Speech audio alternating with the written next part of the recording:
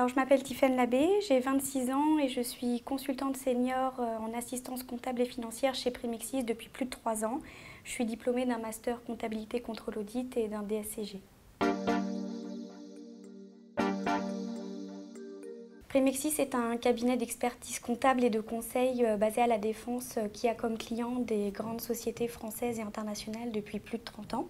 Moi, j'appartiens au service assistance comptable et financière qui compte à peu près 80 collaborateurs détachés en entreprise dans des grandes directions comptables et financières pour des travaux ponctuels ou nécessitant une expertise particulière.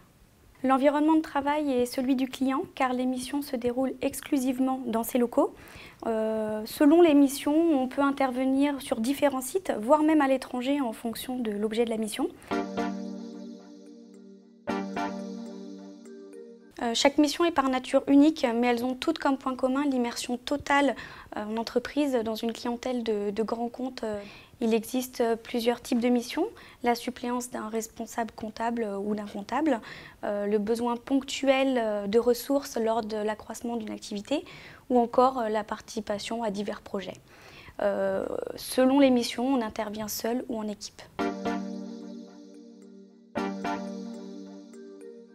On doit se fondre dans l'environnement du client, mais on reste constamment sous l'accompagnement des managers du cabinet. Les techniques et les savoir-faire utilisés par les collaborateurs sont issus du cabinet, mais les outils informatiques utilisés sont généralement ceux du client.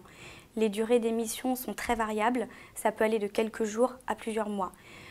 Pour mon cas personnel, je suis actuellement en mission pour un laboratoire pharmaceutique basé en région parisienne, mais j'ai été amenée à me déplacer en province sur d'autres sites et certains de mes collègues sont même partis à l'étranger pendant quelques semaines.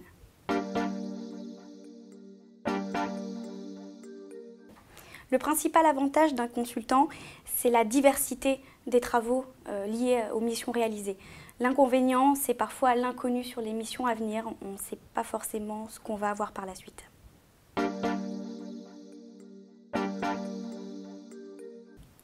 Les principales qualités requises sont avant tout une forte faculté d'adaptation et une grande confiance en soi, mais également un sens du relationnel très développé et un certain goût du challenge.